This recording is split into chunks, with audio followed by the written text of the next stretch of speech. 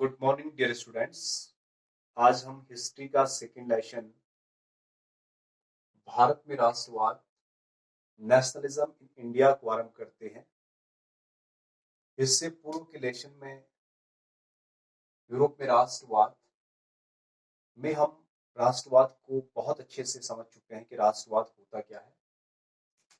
इसमें हम भारत में राष्ट्रवाद 1920 के बाद अध्ययन करेंगे, लेकिन इससे पहले ब्रीफ में प्रथम विश्व युद्ध, सत्याग्रह का विचार, Rowlatt Act, martial law, Jallianwala Bagh हत्याकांड और खिलाफत आंदोलन को डिस्कस करेंगे, क्योंकि ये वे घटनाएं हैं जिन्होंने भारत में राष्ट्रवाद को संबल प्रदान किया, गति प्रदान किया और आगे प्रवाहित किया। डियर स्टूडेंट्स, प्रथम विश्व युद्ध 1914 से लेकर के 1918 तक चलता है।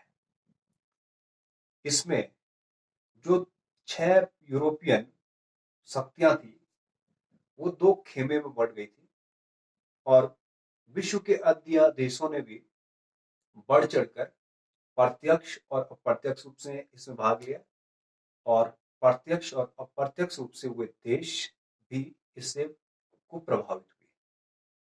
तो इसका आरंभ माना जाता है 28 जुलाई 1914 और एंडिंग जो इसकी तिथि होती है 11 नवंबर 1918 को द्वितीय विश्व युद्ध कुछ शर्तों के साथ समाप्त हो जाता है। आप लोग पिछली कक्षाओं में पढ़ चुके हैं, ब्रिटेन है आपका, फ्रांस है, रशिया है एक खेमे में, दूसरे में ऑस्ट्रिया है, हंगरी है, ये दूसरे खेमे में बढ़ जाते हैं।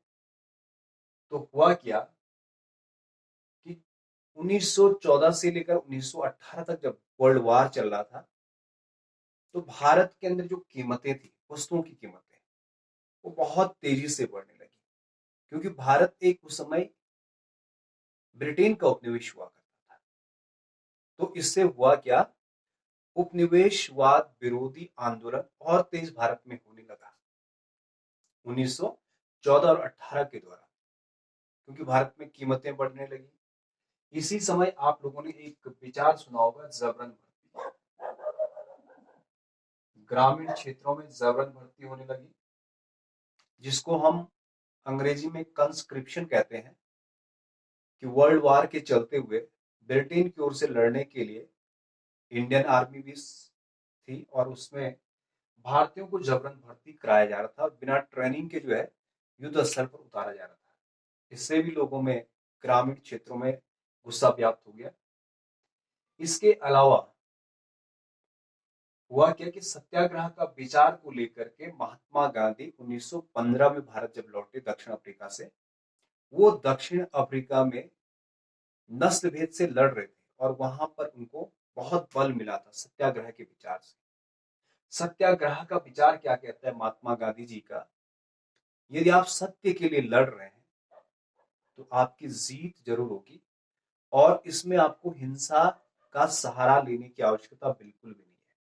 अहिंसात्मक तरीके से सारी शक्तियां आपके पास आ जाएंगी और आपका उद्देश्य सत्य के लिए होना चाहिए। सत्य के लिए आग्रह करना ही सत्याग्रह का विचार था। तो महात्मा गांधी ने जितने आंदोलन चलाए वो सत्याग्रह पर आधारित थे। तो आपने एक इंपॉर्टेंट क्वेश्चन देखना है, महात्मा गांधी 1915 में दक्षिण अफ्रीका से भारत लौटे। उसके बाद उन्होंने किया क्या कि 1917 में चंपारण आंदोलन खड़ा कर दिया उन्होंने। बिहार में एक चंपारण पड़ता है, किसानों के लिए आंदोलन था। उसके बाद खेड़ा जो गुजरात में पड़ता है, वहां के किसानों की मदद के लिए भी आंदोलन करते हैं। 1918 में अहमदाबाद में सत्याग्रह का प्रसार इनके द्वारा किया जाता है, सूती मिल को लेकर के। तो धीरे धीरे इस प्रकार से महात्मा गांधी ने भी एक विचारों की लड़ाई भारत में आरंभ कर दिया और वहीं जो वर्ल्ड वार चल रहा था उसके कारण भी भारत के लोग बहुत दुखी थे। कीमत बहुत तेजी से बढ़ रही थी, जबरन भर्ती था और भूखमरी भारत के अंदर पैदा थी। तो हुआ क्या, परिणाम स्वरूप भारतीयों में विरोध पनप और अंग्रेजों के खिलाफ उपनिवेशवाद विरोधी आंदोलन खड़ा हुआ। तो इन सब आंदोलन को दबाने के लिए अंग्रेजों का जो इंपीरियल लेजिस्लेटिव असेंबली था, उसने 1919 में एक एक्ट को पास कर दिया जिसका नाम था रॉल्ट एक्ट। ये एक्ट क्या था कि जितने भी भारतीय आंदोलनकारी हैं उन पर मुकदमा चलाए बगैर 2 साल तक उनको जेल में डाला जा सकता था। अगर हम सीधे तरीके से समझें, एक प्रकार से आंदोलन को रोकना था। जो भारत का स्वतंत्रता को लेकर आंदोलन है उसको दबाना था। इसका विरोध महात्मा गांधी जी ने किया। 6 अप्रैल 1919 से आरंभ कर दिया महात्मा गांधी। जैसे देख रहे हैं आप लोग, 6 अप्रैल 1919 नागरिक अवज्ञा। अवज्ञा मतलब आज्ञा का पालन न करना। लेकिन इसका परिणाम क्या हुआ कि भारत में आंदोलन ने हिंसात्मक रूप ले लिया और मार्शल लॉ लगा दिया गया 10 अप्रैल 1919 से अमृतसर में। तो परिणाम स्वरूप महात्मा गांधी को ये आंदोलन को जो है विड्रॉ करना पड़ा, वापस लेना पड़ा। 10 अप्रैल 1919 से अमृतसर में जब मार्शल लॉ लग गया था, वह क्या कि 13 अप्रैल 1919 को आप लोग जानते हैं बड़ी घटना हुई जिसको हम जलियांवाला बाग हत्याकांड कहते हैं। तो मार्शल लॉ क्या होता है कि जब शासन की शक्तियां सेना के पास चली जाती है, तो जनरल डायर के पास पावर चले गया। और यहाँ बैसाखी का दिन था। बहुत सारे लोग एक मेला के लिए एक बाग में आए जिसका नाम जलियांवाला बाग था। अमृतसर स्वर्ण मंदिर के बिल्कुल पास, करीब है ये, 50-100 मीटर के पास। और कुछ लोग जो है आंदोलन के मकसद से आए, दोनों ही मकसद थे यहाँ पे। तो कुछ लोग ग्रामीण क्षेत्रों से आए। उस समय का भारत, पंजाब किस प्रकार का था, ग्रामीण क्षेत्रों का था। हालांकि आज शहर है अमृतसर। तो कुछ लोगों को पता भी नहीं था कि मार्शल लॉ लागू हुआ है। तो जनरल डायर जाता है, यहां से निकलने के कुछ ही मुख्य रास्ते थे, एक ही रास्ता था और वहां उसको बंद कर देते हैं और गोली चलाना आरंभ कर देते हैं। निहत्थे लोग मारे जाते हैं। तो इसको हम जलियांवाला बाग हत्याकांड कहते हैं। 13 अप्रैल 1919 की घटना है। 10 अप्रैल 1919 से मार्शल लॉ लगा था। कुछ लोगों को जानकारी भी नहीं थी। इससे भी आंदोलन भारत में भड़कता है, ग्रामीण क्षेत्रों तक अब आंदोलन पहुंच जाता है।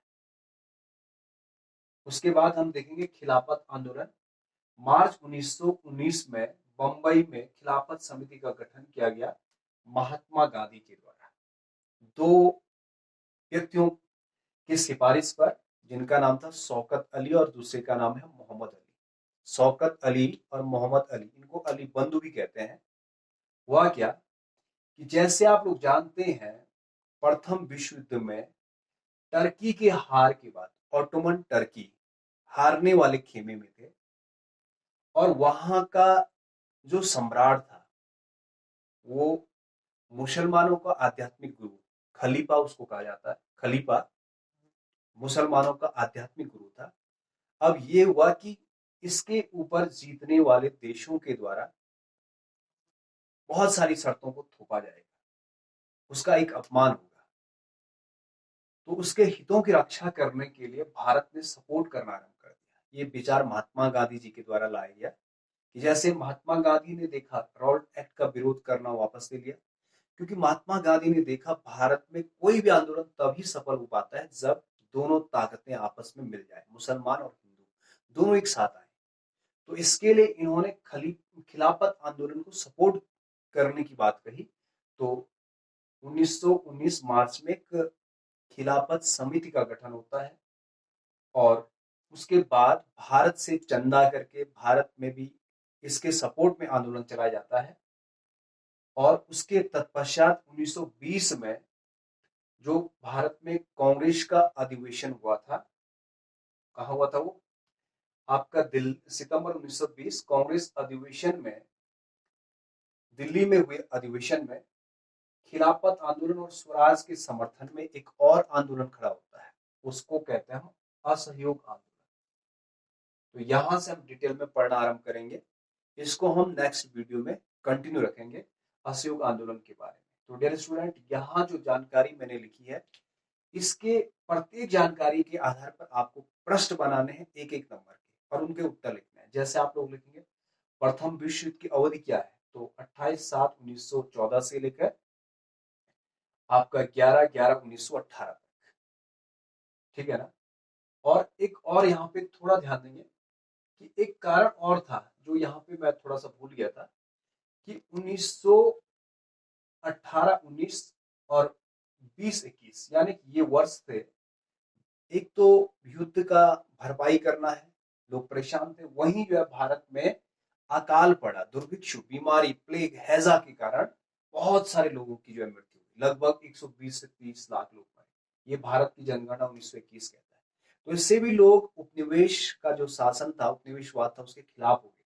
तो ये कुछ प्रमुख बिंदु थे जिसने भारत में उपनिवेश विरोधी आंदोलन को संबल प्रदान किया। तो डियर स्टूडेंट, प्रत्येक जानकारी पे आपने प्रश्न बनाना है। रॉल्ट एक्ट क्या है, कब वापस लिया गया, मार्शल लॉ क्या है, जलियांवाला बाग हत्याकांड क्या है, खिलाफत आंदोलन क्या है, इन पर आपके कम से कम 10 प्रश्न बनते हैं। तो एक एक नंबर के प्रश्न आप लोग बनाएंगे और उसका उत्तर लिखेंगे।